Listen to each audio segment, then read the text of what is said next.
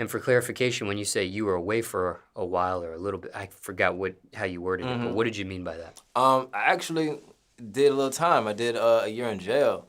Um, I'm not gonna lie, it wasn't my first time in jail, but it's definitely the longest time I've ever spent in jail consecutively. Yeah, so that's what I meant when I said away. And actually, when I saw him in Gucci, it's funny because at that time actually I spoke to Thug, but then I was also that was actually my first time actually having a conversation with Gucci at the time. But long story short, in my mind, I was in another place because I knew where I was about to go because of my charges and everything. I was really stressed, smoking a lot at the time, and not saying music wasn't on my mind, but I was just like, I was stressed, man. I was going through a rough time in my life, a rough period in my life. Do you want to speak on that time in jail? Sure. First of all, it's not the place you want to go. If I had to describe it, I would definitely say it's hell on earth. That's exactly what it is. If there was a place on earth that was called hell, that's definitely hell. Your freedom, of course, is taken from you. You have no choice in what you wear, where you go. It's just like it's really just a different type of living that people don't. I mean, they don't really understand unless they've been through it. That's definitely what I would say. It was, in my opinion, excuse me, in my opinion, it was kind of like it's similar to the streets because of course, it's a lot of street cats that go to jail, so it wasn't just too foreign for me, but it was like I guess the conditions that you're in with these people from the streets. It's like they're away from their families, their girlfriends, and all that, so they're mentally stressed. And one thing about jail, and of course, some people can smuggle a little something to smoke or ease their mind, but for the most part, it's hard to come across that shit. You know what I'm saying? So it's like it's really you're dealing with people. Everyone has their own situation, different moves, different egos, personalities, frustration from just being in a place they don't want to be. It can be very depressing, very depressing. So if you could just find any moment, even in that moment or in that situation or environment, just to smile, you win it, at least for them 5 minutes you smiling for. And the time you spent in jail, was that fighting a case or was that the sentence to a case? Good question. The reason why this is exactly what it is. I actually was out on bond. That's exactly what it is. I was out on bond, and I was in Houston at the time. I was really living wild, definitely very wild back then. I was in Houston at the time, and I guess they sent the court date to my mom's crib. So they sent the letter to my mom's crib. I didn't get it, but my mom with my mail, she just puts it in a style like, in a pile, and like whenever you get it, you got a pile of mail here, come get it. Sometimes like if I ain't expecting no money, no serious, I just like let it sit on my other bills or whatever, and I let it sit at the time. So one of the papers was a court date. I think my mom, no, my I had a public defender. I'm not gonna lie. My public defender called me and was like, okay, you got court Monday. So I'm like, court? So I'm like, nobody told me nothing about that. So I called my mom. She went through my mail. Yes, they sent something in the mail. I didn't make my court date. I was in Houston. I should have went. It's actually I did my time in Georgia. I was supposed to come to Georgia. Some told me to go back to because I feel like if I missed that mail, what else did I miss? So I went. Someone told me to drive back to Nashville. I was driving back to Nashville, and okay, that's exactly what happened. Driving back to Nashville, got pulled over. The cop gave me fucking hell, man. I'm not gonna lie to you. And I was already stressed, so I didn't make it no better with my, with what I was saying. Long story short, I wasn't driving no insurance. He could have let me go. He could have let me go, but he ended up impounding the car, taking me in, all type of bullshit. I was in jail for the weekend, missed court date, and now I got a warrant for my arrest for failure to appear.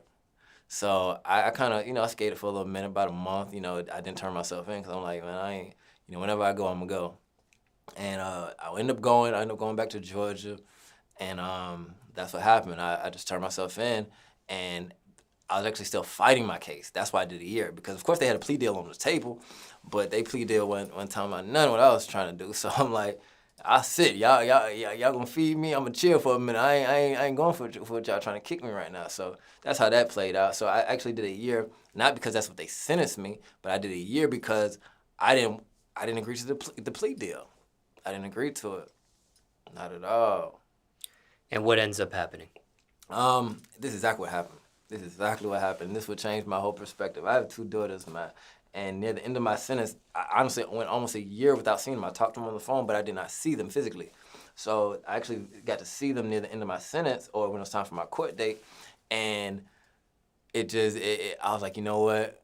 I'm being stubborn. You know, I'm letting my ego get to me. I'm trying to fight with these people, and my daughters are missing time away from their dad.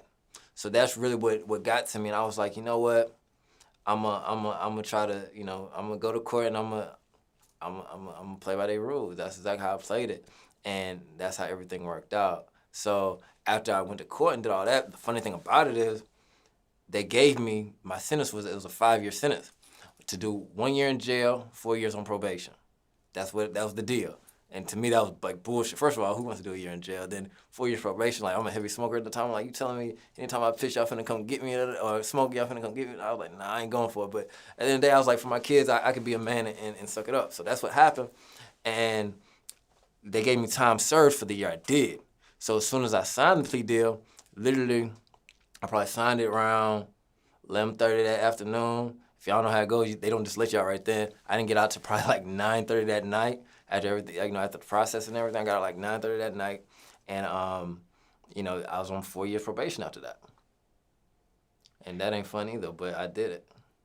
And you completed it. I completed it, no violations. I mean, yeah, they tripped on me sometimes, but I never failed a drug test. You know, I did everything they asked me to do. I did the classes, everything the judge asked me. I did everything. They couldn't say too much about me, but I'm not gonna say it was easy. I'm not gonna say it was fun. I knew many people that was on probation or on papers, and you know, they wasn't as lucky or fortunate. And what do you mean when you say they tripped on you sometimes? Are you able to elaborate? Yeah, like sometimes they do random drug screens. Like sometimes people think like, oh, every first of the month you just go and piss in a cup. It don't really work like that. Anytime they call you, like literally, well, every office is different, every state is different, but literally when they say come today, that's what they mean. Like leave your job or you have 24 hours to show up. Like they be for real. And it's like sometimes they'll hit you with a random, and then literally like a week or two hit you again. Like, dude, I just came 2 weeks ago, and sometimes like, oh, we don't have record of it. Just bullshit, man. And you know, everybody like to, you know, sneak and geek up, have a little fun, but it's like sometimes it'll make you paranoid because you don't know what to expect. Mm-hmm. And what county jail were you incarcerated at? Yeah, I was actually in Newton County. Like, it's funny because I didn't even live there, but I was in Newton County. Yeah, it's a Covington area. It's about, I'd say about 40 minutes, 35, 40 minutes outside of Atlanta. Was gonna ask, what was that like? You shed some light on it already, but did you want to shed any more light on what that experience like of that county jail was? Oh, okay. We can go into detail. First of all, if I was in Atlanta or, you know, Palm Beach, Florida, or Nashville, I would have had a much smoother time. I'm not gonna lie to you, just because, you know, I spent good time there. I know people there, so, you know, with Newton County, they didn't know me. You know, so I went through, you know, sometimes even with inmates, I had a couple of run-ins with a couple of inmates.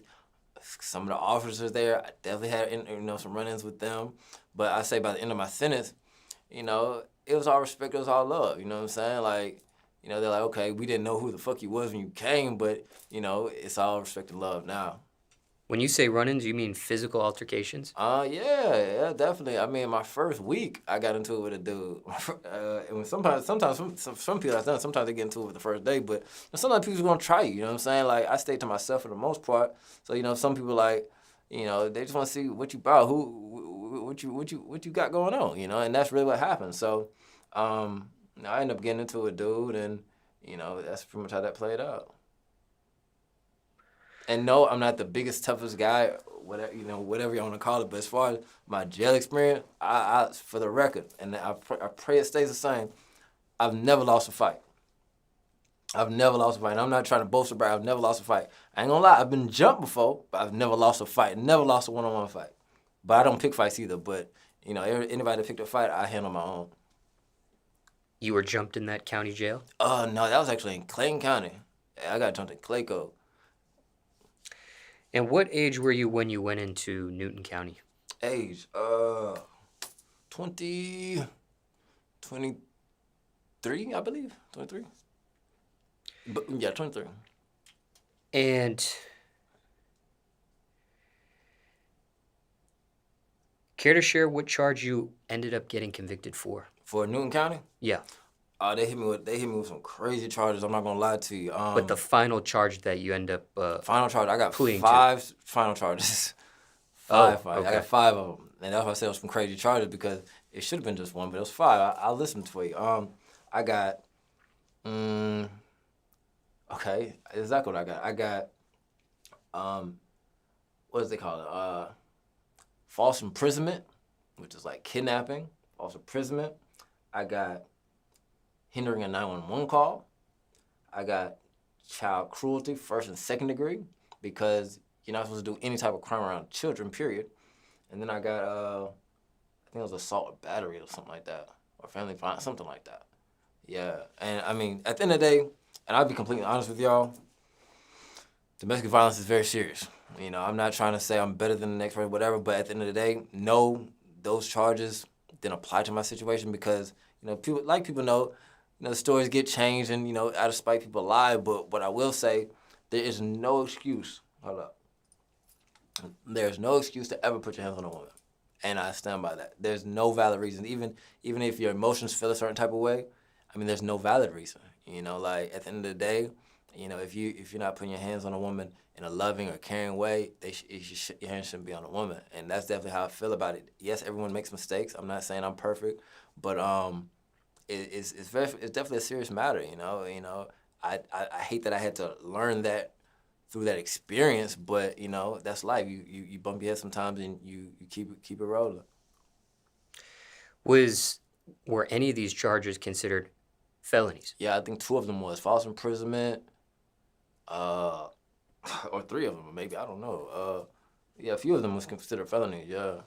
So by agreeing to that plea deal, you end up becoming a convicted felon. Convicted felon, absolutely. And yeah, I was a felon. With the experience of being a felon, man, it's tough. You think it's tough before. Like, it's tough just being in America and trying to survive, but trying to be a felon in America, you get no love, man. I don't care what they say. It's like your options are very limited. It's back to the streets or, a low-paying job, maybe, temporary job agency, they might fuck with you. But it's tough, man. I'm not going to lie. It's very tough, man. And it actually closes a lot of doors. Closes a lot of doors. And, I kind of, my heart goes out to people who are in those situations because it's like a stamp that goes on you that just says you're a bad guy. And it's like you don't deserve to, be able to get your own apartment, or you don't deserve to be able to have a good paying job to take care of your kids. It's a fucked up system, man. But, it is what it is. This was the first time you were convicted of a felony in your life? Convicted, yeah, I would say so. I got a gun charge when I was 15, but it didn't stick to my record because I was a minor. Yeah, it went away when I was 18. And this is the only felony conviction so far? Absolutely.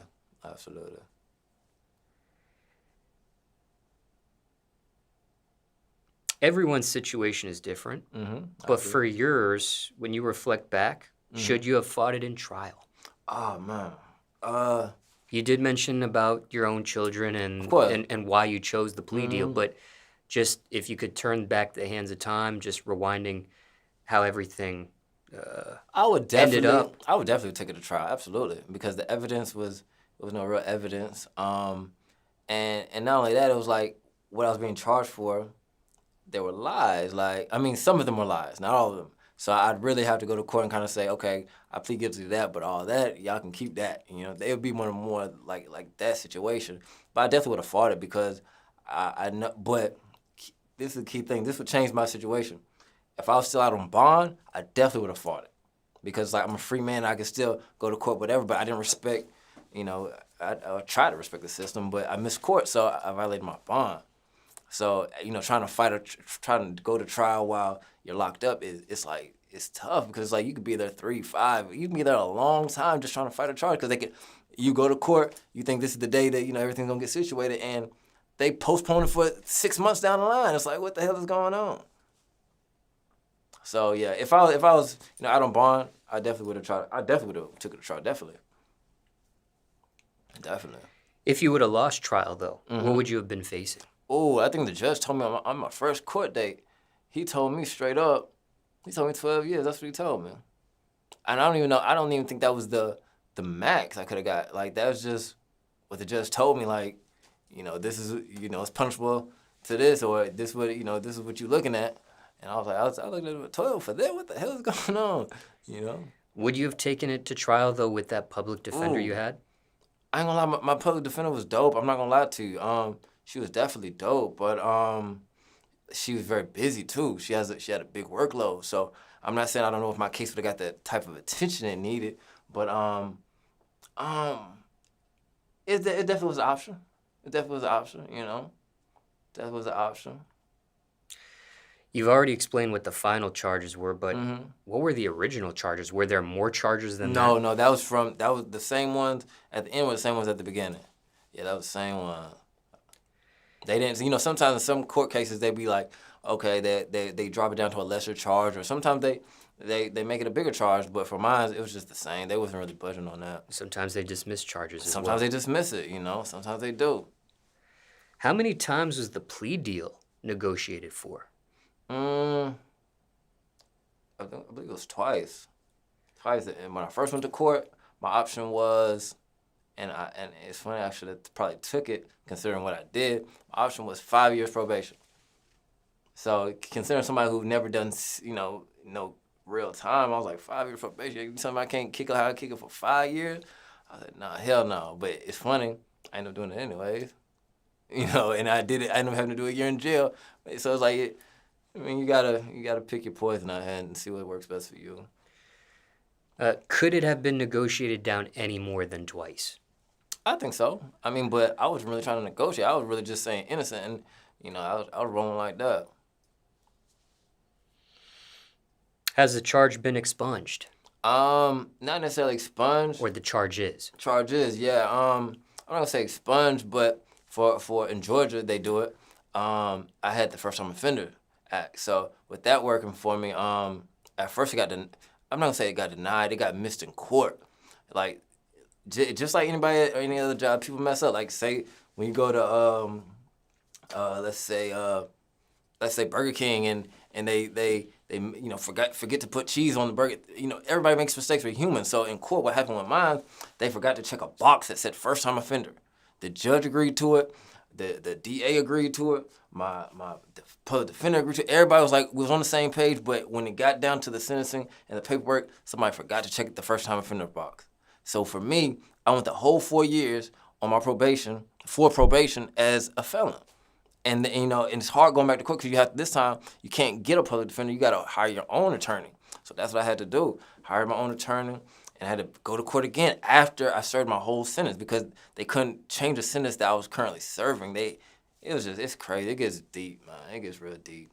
Do you remember the public defender name you had? Of course. She was like my jail wife for a year. But no, her name was Jennifer Arndt, man. And you end up having a paid attorney at some point. What'd you think of their work? Oh, he was great too. I'm not gonna lie to you. He's definitely respected, definitely out in Newton County, but he did his thing. I have no complaints. He did his thing. Care to share who you used? Yeah, I used John Strauss. John Strauss, that's my guy. Care to share how much that cost you back then? More than I had. I'm not gonna lie. I'm not gonna put a number on it because I don't want to put his price out. But he's a fair guy. He'll work with you. You know what I'm saying? Like definitely reach out to him, and if you have any troubles, he'll definitely look out. And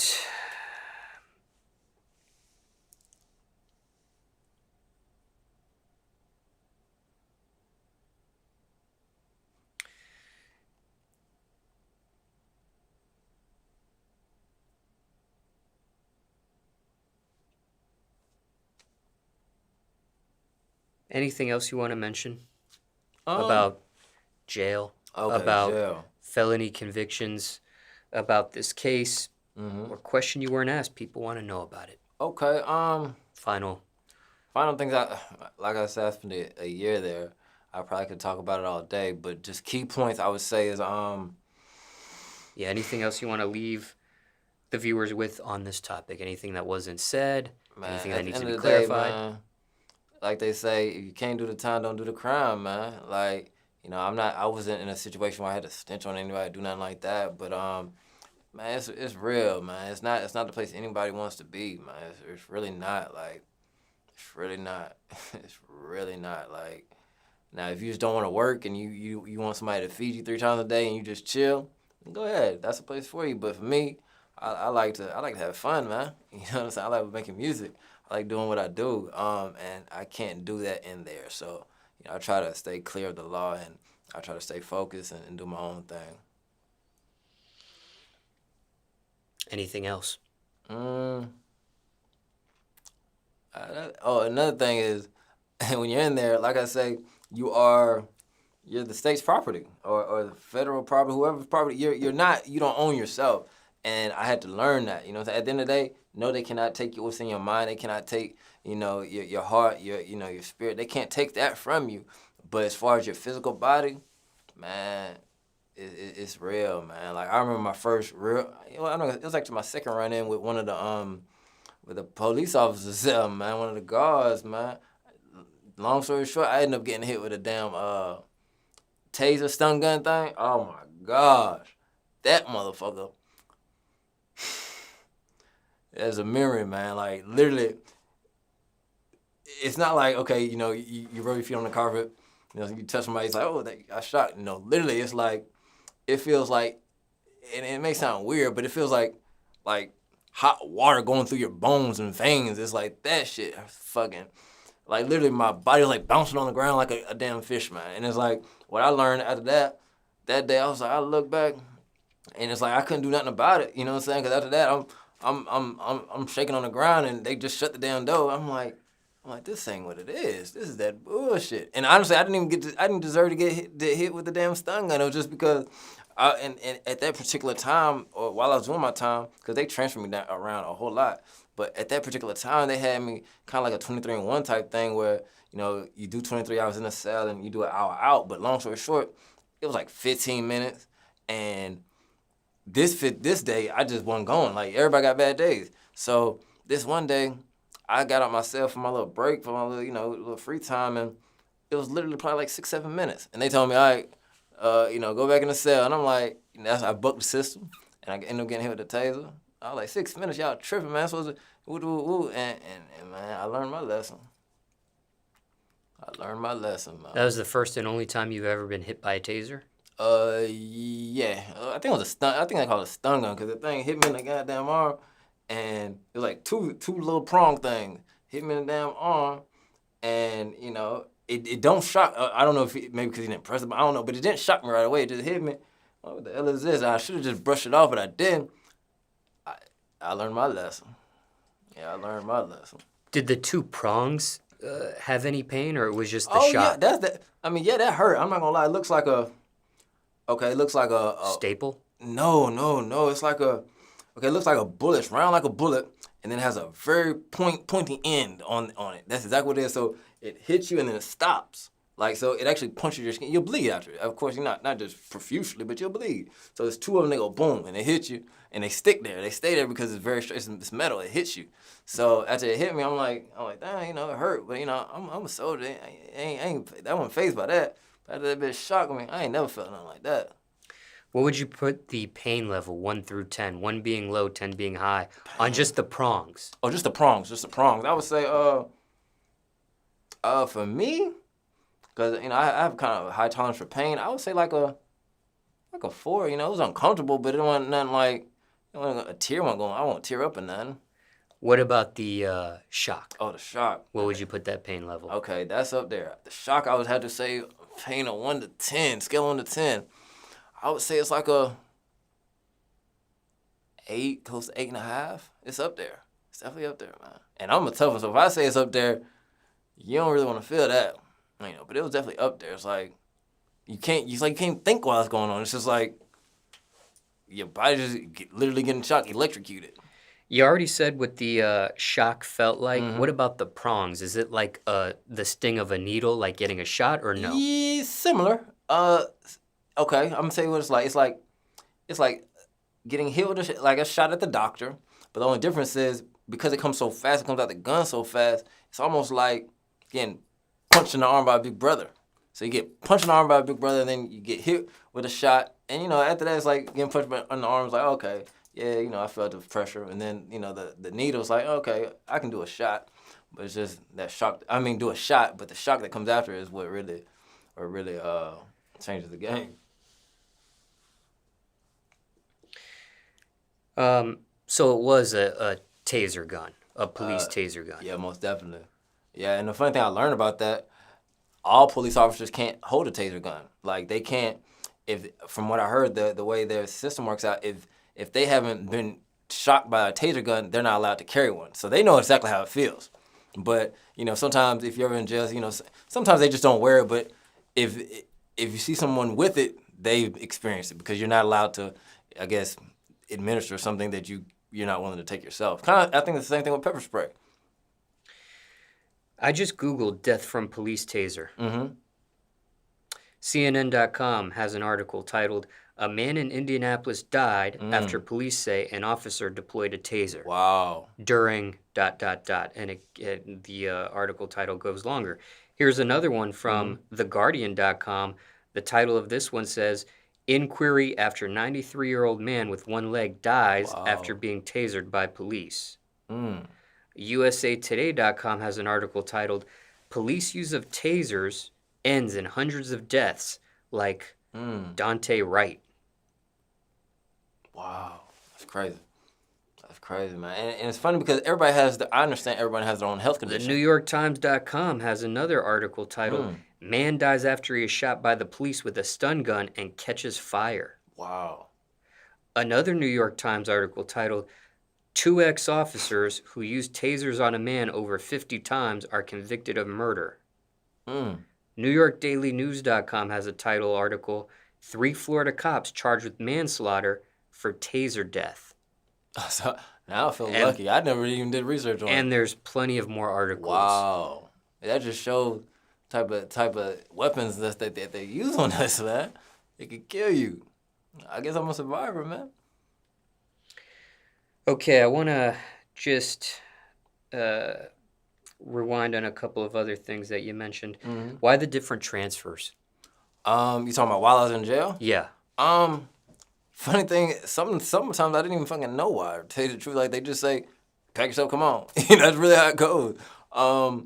Like sometimes I was in I guess they call it the general population where you get more free time and you get to chill or whatever. And then sometimes they had me in the 23 and 1, and even one time they had me on what they call that shit.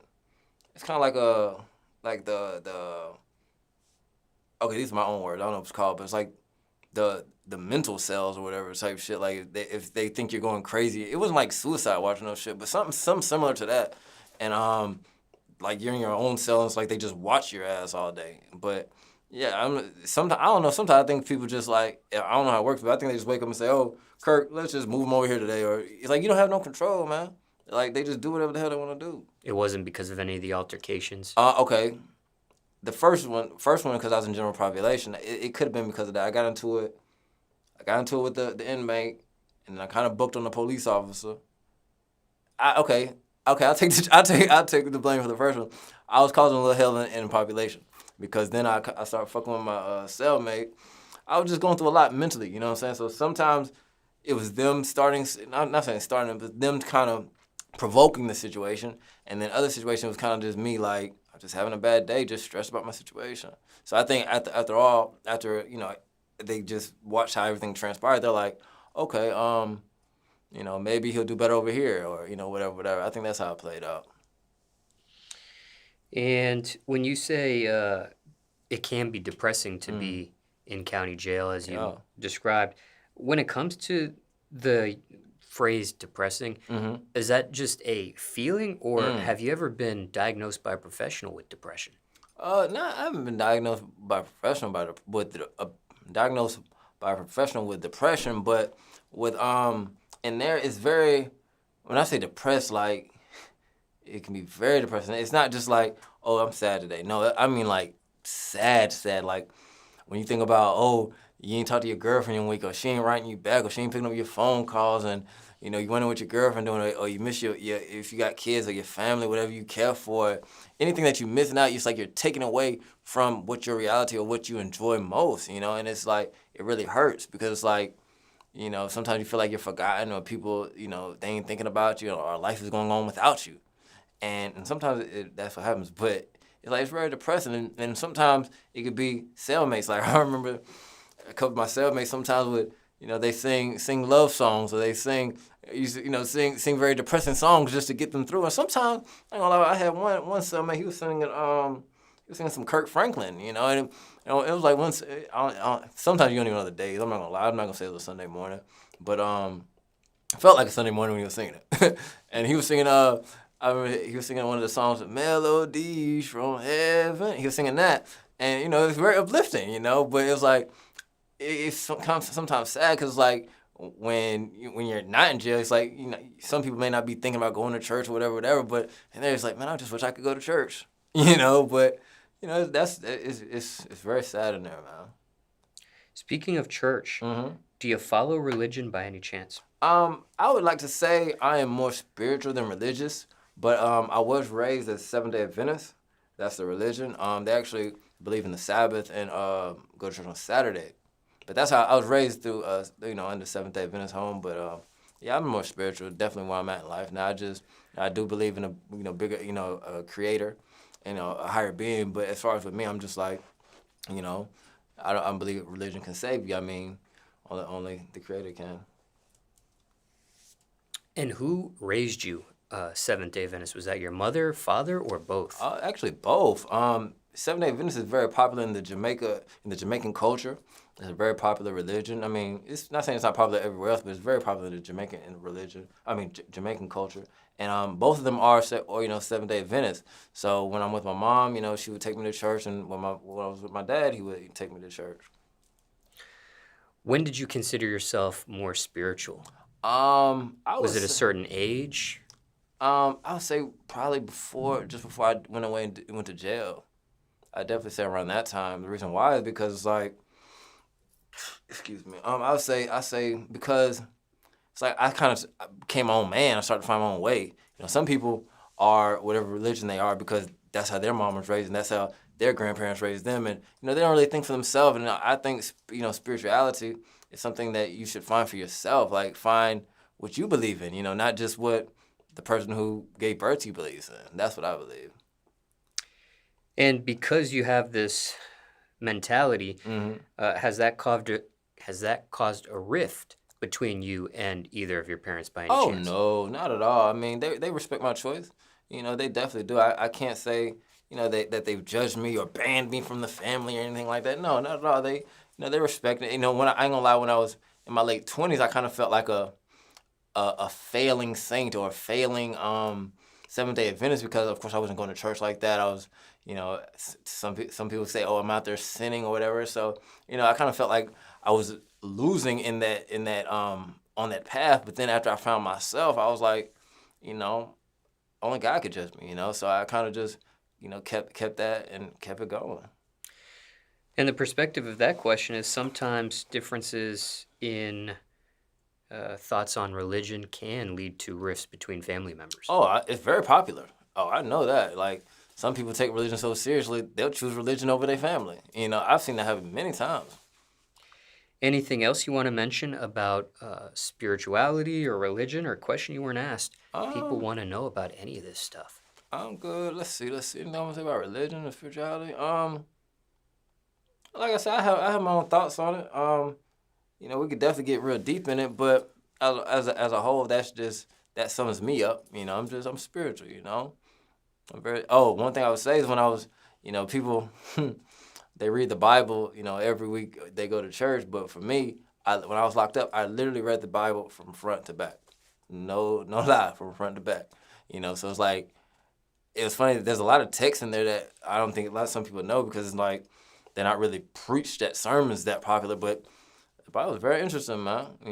Sometimes some chapters, some books are harder to understand than others, but yeah, that's an accomplishment for me because it's like I was Seventh-day Adventist my whole life and never read the whole Bible. But you read history books at school and you read science books at school, but you never read the whole Bible. Was that the Old Testament, the New Testament? I read both, old and new. Front to back. Front to back. That was during the year-long my year-long sentence, yeah. In Newton County? Yeah, I read the whole. I actually bought it from the store there. I bought it and I read the whole thing. How long did that take? let's see. If you added up all the time you All the spent reading time, it. all the time. Let me see. Because I ain't gonna lie. In there, yeah, you may have a clock, but nobody really has calendars. So it's like you really lose the track of time. Like you lose track of time. But for me, if I had to just say how long it really took me, I'd say honestly by like maybe 2.5 months. You know, I wasn't just like reading it all day long because I mean, I'm not saying it's not fun, but that's just not what I was doing. Now, it's one thing to read something, it's another to comprehend That's totally different. what you're reading. Did you Absolutely. comprehend what you were reading, or you were just reading? I would say I comprehended as much as I could on the mental level I'm on. You know what I'm saying? Of course, with the Old Testament and sometimes even with the New Testament, the way certain things are worded, you know, and what's really meant when it's said, you know, and the book of the Bible is just like any other book. I may read it and get this from it. This person may read it and get that from it. So it's like, you know, would I say I grasp it? Absolutely, but you know, it's definitely could be talked about or debated. You know, I'm not saying I just have the full answer, but I did read it for myself.